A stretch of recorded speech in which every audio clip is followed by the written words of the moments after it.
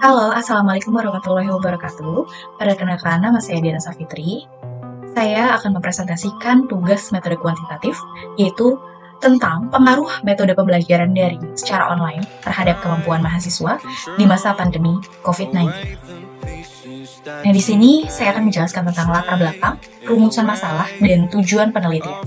Pada tanggal 31 Desember 2019, Rumah Sakit melaporkan sekelompok kasus dengan pneumonia yang tidak diketahui penyebabnya di Wuhan, Hubei, China.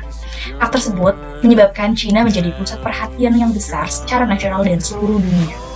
Sejak ditemukannya kasus pertama tersebut menyebabkan terjadi peningkatan kasus COVID-19 di China setiap hari dan memuncak di antara akhir Januari hingga awal Februari 2020. Dengan seiring terjadinya pandemi COVID-19, menyebabkan terjadinya pembatasan aktivitas seperti dilakukannya isolasi sosial. Anjuran untuk tetap berada di rumah, karantina seluruh masyarakat, dan penutupan instansi pendidikan mahasiswa sebagai salah satu individu yang jumlahnya paling banyak di instansi pendidikan. Tentunya sangat meresahkan dampak pandemi COVID-19 ini di mana sistem pembelajaran yang biasanya dilakukan secara tatap muka, baik di lingkungan kampus ataupun lahan praktek berubah menjadi daring. Nah, selanjutnya ini ada rumusan masalahnya. Berdasarkan latar belakang pemikiran di atas, maka disusunlah rumusan masalah yang diangkat penulis, yaitu apakah terdapat pengaruh metode pembelajaran daring terhadap kemampuan mahasiswa di masa pandemi COVID-19? Dan di sini ada tujuan penelitian untuk mengetahui apakah terdapat pengaruh metode pembelajaran daring terhadap kemampuan mahasiswa di masa pandemi COVID-19. Nah, selanjutnya ada pengertian dari pandemi. Apa sih pandemi itu? Nah, kata pandemik ini berasal dari bahasa Yunani. Pan berarti semua, dan demos adalah orang-orang. Dan kata ini biasanya digunakan untuk merujuk pada epidemi luas penyakit menular di seluruh negara, atau satu atau lebih benua pada saat yang sama. Pandemi yang diterima secara internasional, seperti yang muncul di dalam kamus epidemiologi, ialah luas dan terkenal. Epidemi yang terjadi di seluruh dunia atau wilayah yang amat luas, melintasi dunia internasional dan biasanya mempengaruhi banyak orang. Pertama adalah efek kesehatan, efek sosial, perekonomian, dan keamanan. Selanjutnya adalah pembelajaran online atau daring. Pembelajaran online didefinisikan sebagai pengalaman transfer ilmu pengetahuan dengan menggunakan media seperti gambar yang bergerak, video, suara audio, gambar atau foto, komunikasi dengan teks atau tulisan, perangkat lunak, dan dengan dukungan jaringan. Selanjutnya ada kelebihan online atau daring. Mahasiswa akan merasa lebih nyaman untuk bertanya dan mengemukakan pendapatnya dalam forum setelah perkuliahan yang dilaksanakan secara daring atau dalam jaringan. Selanjutnya ada kekurangannya, online atau daring. Sayangnya, pembelajaran online juga memiliki tantangan tersendiri. Salah satunya adalah ketersediaan layanan internet. Hal ini menyebabkan mahasiswa kadang terlambat mendapatkan informasi perkuliahan dan terlambat mengumpulkan tugas kuliah yang diberikan. Metode penelitian. Nah, dalam metode penelitian ini, yang digunakan yaitu metode kuantitatif. Metode kuantitatif ini adalah jenis penelitian yang digunakan untuk menganalisis data dengan cara mendeskripsikan atau menggambarkan data yang telah terkumpul sebagaimana adanya, karena tidak adanya intervensi atau manipulasi data oleh peneliti terhadap subjek. Selanjutnya adalah fokus penelitian. Fokus penelitian lebih diarahkan pada tingkat pembaruan informasi untuk membatasi studi kuantitatif, sekaligus membatasi penelitian guna memilih mana data yang relevan dan mana data yang tidak relevan. Selanjutnya, cara pengumpulan data menggunakan teknik. Maka sediakan 4 alternatif jawaban dengan masing-masing skor sebagai berikut. Sangat setuju 4, setuju 3, tidak setuju 2, sangat tidak setuju 1. Untuk yang pertama, observasi. Penggunaan teknik ini untuk mengetahui pengaruh metode pembelajaran daring pada kemampuan mahasiswa. Hasil pengamatan yang diperoleh dijadikan pelengkap data yang diperoleh dari angket atau kuesioner. Yang kedua, angket atau kuesioner. Teknik ini dilakukan menggunakan penyebaran angket yang berisi pernyataan-pernyataan tertulis yang diberikan kepada responden yang diajukan mengenai pengaruh metode pembelajaran daring dan luring pada mahasiswa. Untuk menyaring data tersebut, hasil penelitian dan pembahasan. Yang pertama, laki-laki, jumlah respondennya 11, dalam persen 34,4%. Untuk perempuan jumlah respondennya 21, dalam persen 65,6%. Untuk total jadi jumlah responden tua 32, dalam persen 100%. Gambaran umum populasi dan sampel pengumpulan data dilakukan dari tanggal 30 Maret sampai tanggal 14 April 2022 pada mahasiswa. Jumlah responden sebagai sampel penelitian adalah 32 dengan menggunakan random sampling. Pengambilan data dengan menggunakan alat ukur berbentuk kuesioner yang dibagikan secara online pada mahasiswa. Hasil penelitian diperoleh dengan menggunakan 3 kuesioner. Kuesioner pertama terdiri dari 5 poin yang berisi pernyataan terkait pembelajaran online. Kuesioner dibagikan kepada setiap responden dan kemudian diisi secara langsung oleh responden. Pengolahan data dengan menggunakan program. Di sini ada analisis deskriptif, penilaian responden terhadap kendala pada pembelajaran daring, yaitu ada pernyataan jaringan kurang mendukung saat pembelajaran daring, itu jumlah respondennya ada 32. Materi pembelajaran kurang dapat dipahami saat kuliah online atau daring. Yang ketiga, miskomunikasi antara dosen dan mahasiswa sering terjadi saat perkuliahan online. Yang keempat, perkuliahan secara daring tidak memudahkan mahasiswa dalam mengirim tugas tepat waktu. Yang kelima, kualitas gadget pengaruh terhadap proses perkuliahan mahasiswa. Yang keenam, perkuliahan secara daring dapat diakses secara mudah dimanapun berada. 7. Menyelesaikan permasalahan sesama mahasiswa lebih mudah dalam pembelajaran online. 8. Metode pengujian seperti tugas-tugas melalui sistem e-learning bersifat fair atau adil. Yang ke-9, interaksi sesama mahasiswa lebih mudah dan akrab dengan pembelajaran online. Yang ke-10, mengutarakan permasalahan yang dihadapi dalam perkuliahan kepada dosen seperti dosen lebih nyaman melalui online seperti Zoom atau Google Meet pada setiap pembelajaran.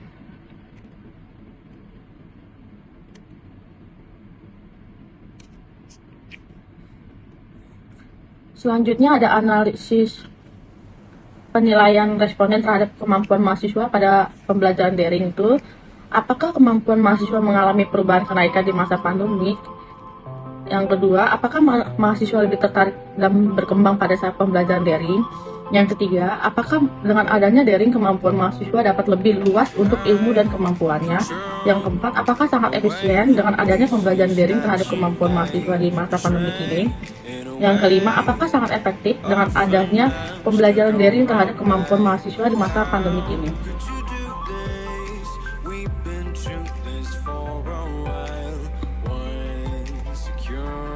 Hasil analisis responden pembelajaran daring itu efektifnya jumlah respondennya 1,1%, yang tidak efektifnya 30 responden 98,9%. Untuk total ada jumlah respondennya 32, dalam persen 100%. Jadi hasil penelitian tadi menunjukkan bahwa 2 orang menilai bahwa pembelajaran daring selama pandemi COVID dan 30 orang lainnya menilai bahwa pembelajaran via online selama pandemi COVID-19 tidak efektif. Di sini ada kendala pembelajaran daring, di sini juga ada kelebihan pada pembelajaran daring dan kemampuan mahasiswa dan pembelajaran daring. Untuk metode kuantitatif, untuk yang pertama uji validitas, yang kedua uji reliabilitas, yang ketiga analisis korelasi, yang keempat uji T, yang kelima uji F, yang keenam koefisien determinasi. Nah, yang pertama ini ada uji validitas. Uji validitas digunakan untuk mengetahui kevalidan dan kesesuaian kuesioner yang dibuat dan digunakan oleh peneliti dalam mengukur serta memperoleh data penelitian yang didapat dari para responden. Dasar pengambilan uji validitas yaitu dengan membandingkan nilai R hitung dengan nilai R tabel. Nah, jika nilai R hitung lebih besar daripada R tabel, yaitu valid. Jika nilai R hitung lebih kecil daripada R tabel, maka data tersebut tidak akan valid. Setelah mencari nilai R tabel dengan jumlah responden terbanyak 32 responden atau N, yaitu pada signifikan 5% pada distribusi nilai R tabel statistik, maka diperoleh nilai R tabel sebesar 0,349. Nah, di sini ada tabel 4.6 hasil uji validitas. Ada variabel, ada bagian R hitung, R tabel, dan keterangannya. X1 itu tentang kendala pada pembelajaran daring. X1.1 sampai X1.5, data R hitung itu lebih besar daripada R tabel, yaitu 0,349. Keterangannya adalah valid. Jadi, data mengenai X1 valid. Selanjutnya, X2 yaitu kelebihan pada pembelajaran daring. X2.1 sampai X2.5 itu data semuanya lebih besar daripada R tabel. Maka, data pada X2 itu adalah valid. Yang ketiga itu ada kemampuan mahasiswa pada pembelajaran daring atau Y1.1 sampai Y1.5. Data tersebut R hitungnya lebih besar daripada R tabel. Semuanya maka data tersebut adalah valid. Berdasarkan hasil pengolahan data pada tabel di atas, item pernyataan pada setiap variabel semuanya valid. Sebab nilai R hitung lebih besar dari nilai R tabel. Berikut merupakan hasil uji validitas menggunakan SPSS. Ini merupakan uji validitas X1, X2, dan Y. Selanjutnya ada uji reliabilitas. Uji reliabilitas digunakan untuk mengetahui apakah kuesioner memiliki konsistensi apabila pengukuran dilakukan dengan kuesioner tersebut. Dilakukan secara berulang-ulang. Dasar pengambilan uji reliabilitas Cronbach Alpha menurut Wiratna Sujarwenmi 2014, kuesioner dikatakan reliable jika nilai Cronbach Alpha-nya lebih dari 0,6. Berdasarkan hasil pengolahan di atas, yaitu pada item kuesioner penelitian yang diuji, 32 responden dapat dilihat pada tabel tersebut. Nah, di sini ada variabel X1, X2, dan Y. X1 Cronbach Alpha-nya 0,677, X2 yaitu 0,623. Dan Y itu 0,617. Standar untuk uji reliabilitas itu adalah lebih dari 0,6. Cronbach Alpha based on standardized item, kendala atau X1 0,663, X2 0,615, dan Y adalah 0,611. Dari data X1, X2, dan Y, data tersebut lebih dari 0,6, yang berarti data tersebut adalah reliable. Berdasarkan hasil pengolahan data di bawah, diketahui bahwa semua nilai koefisien alpha Cronbach lebih dari 0,6. Berarti, kuesioner yang disebarkan terhadap konsumen adalah sah. Artinya, pertanyaan-pertanyaan pada kuesioner mampu mengungkapkan apa yang diukur oleh kuesioner tersebut, dan handal karena jawaban tiap responden dianggap konsisten atau stabil dari waktu ke waktu. Nah, di sini adalah hasil uji reliabilitas dari X1, X2, dan Y pada SPSS. Dari output uji reliabilitas menunjukkan nilai koefisien alpha dari seluruh item instrumen lebih dari 0,60. Berarti, semua item atau data instrumen dapat dipercaya keandalannya. Dapat disimpulkan bahwa seluruh butir atau item yang digunakan adalah reliable. Oleh karena itu, kuesioner yang digunakan dapat dikatakan layak sebagai instrumen untuk melakukan pengukuran. Selanjutnya adalah analisis korelasi berganda. Analisis korelasi berganda merupakan perluasan dari analisis korelasi sederhana. Dalam analisis korelasi berganda ini bertujuan untuk mengetahui bagaimana derajat hubungan antara beberapa variabel independen, variabel X1, X2, dan seterusnya, dengan variabel dependen yaitu Y secara bersamaan. Diketahui nilai sigma F change untuk pengaruh X1, X2 terhadap Y adalah sebesar 0,000 lebih dari 0,05, sehingga dapat disimpulkan H1 atau hipotesis 1 diterima, yang berarti terdapat pengaruh variabel X2 dan X1 memiliki korelasi secara simultan terhadap variabel dependen, variabel Y. Selanjutnya adalah analisis korelasi parsial. Analisis korelasi parsial merupakan korelasi dengan memasukkan suatu variabel tambahan yang berfungsi sebagai pengontrol dari dua variabel yang berkorelasi terdahulu. Nah, output uji korelasi parsial menunjukkan bahwa kendala dan kelebihan pada saat pembelajaran daring tanpa variabel pengontrol, yaitu memiliki koefisien korelasi R-nya 0,00. Dengan adanya variabel pengontrol turun menjadi 0,085, dan tanda korelasi berubah menjadi negatif. Hasil pengujian dapat diartikan besarnya kemampuan yang dihasilkan oleh mahasiswa terdapat korelasi yang negatif antara kendala dan kelebihan pada saat pembelajaran daring di masa COVID-19. Sehingga dapat disimpulkan semakin menurun kemampuan mahasiswa jika kendala pada saat daring bertambah, dan ada kecenderungan Kenaikan kemampuan mahasiswa jika kelebihan pada saat daring. Selanjutnya adalah UJT. UJT bertujuan untuk mengetahui ada atau tidaknya pengaruh parsial atau sendiri yang diberikan variabel bebas X1 dan X2 terhadap variabel terkait, yaitu Y. Dasar pengambilan keputusan dari UJT adalah jika nilai signifikansinya kurang dari 0,05 atau nilai T hitungnya lebih besar daripada T tabel, maka terdapat pengaruh variabel X1 dan X2 terhadap variabel Y. Jika nilai signifikansinya lebih dari 0,05 atau nilai T hitungnya kurang dari T tabel, maka tidak terpengaruh variabel X1 dan X2 terhadap Y. T tabel, nah ini adalah rumus teori untuk mencari T tabel. T tabel sama dengan T buka kurung A dibagi 2. Nah, N dikurang K dikurang 1. Kita cari untuk T tabelnya ini, nah A-nya itu adalah 0,05 dibagi 2. Nah, 32 itu adalah, N itu adalah datanya, total data yang ada. K-nya itu adalah total dari X1 dan X2, yaitu ada 2. Dikurangin 1 itu merupakan rumusnya. Maka total T tabelnya adalah 2,045. Nah, kita menggunakan tingkat kepercayaan 95%, yaitu alfanya adalah 0,05. Pengujian hipotesis pertama, yaitu H1. Diketahui nilai sigmanya untuk pengaruh X1 terhadap Y adalah sebesar 0,699, lebih besar dari 0,05. Dan nilai T hitungnya adalah 0,390, lebih kecil dari T tabel, yaitu 2,045. Sehingga dapat disimpulkan bahwa H1-nya ditolak, yang berarti tidak terdapat pengaruh X1 terhadap Y. Pengujian hipotesis kedua yaitu H2, diketahui nilai sigma untuk pengaruh X2 terhadap Y adalah sebesar 0,000, kurang dari 0,05, dan nilai T hitungnya adalah 51,346, lebih besar dari T tabel, yaitu 2,045, sehingga dapat disimpulkan bahwa H2-nya diterima, yang berarti terdapat pengaruh X2 terhadap Y. Selanjutnya adalah UJF. UJF bertujuan untuk mengetahui ada atau tidaknya pengaruh simultan atau bersama-sama yang diberikan variabel bebas atau X terhadap variabel terkait atau Y.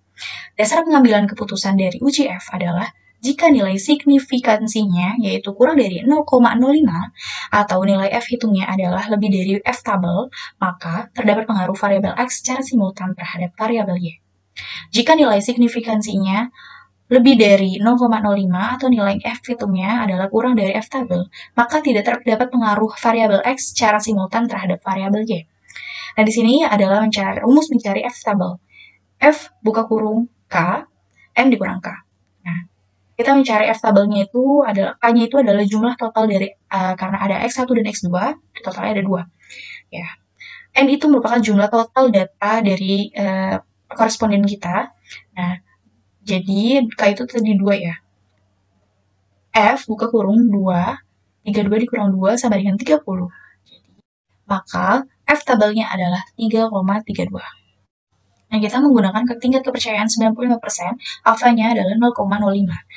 Pengujian hipotesis ketiga atau H3, diketahui nilai sigmanya untuk pengaruh X1 dan X2 secara simultan terhadap Y adalah sebesar 0,000, lebih kecil dari 0,05. Dan nilai F hitungnya adalah 1338,229, yaitu lebih besar dari F tabel, yaitu 3,23. Sehingga dapat disimpulkan bahwa H3 atau hipotesis 3-nya diterima, yang berarti terdapat pengaruh X1 dan X2 secara simultan terhadap Y. Selanjutnya adalah koefisien determinasi. Koefisien determinasi ini berfungsi untuk mengetahui berapa persen pengaruh yang diberikan variabel X1 dan X2 secara simultan terhadap variabel Y. Nah, hasil berdasarkan output di atas diketahui nilai R-square-nya adalah sebesar 0,989. Hal ini mengandung arti bahwa pengaruh variabel X1 dan X2 secara simultan terhadap variabel Y adalah sebesar 98,9%. Berdasarkan penelitian dengan judul Pengaruh Metode Pembelajaran Daring terhadap Kemampuan Mahasiswa di masa pandemi COVID-19, menunjukkan hasil bahwa metode pembelajaran daring tidak efektif dengan nilai 98,9%. Faktor yang dapat mempengaruhi pembelajaran daring salah satunya adalah terhambatnya jaringan internet sehingga mahasiswa telat mendapatkan informasi dari dosen.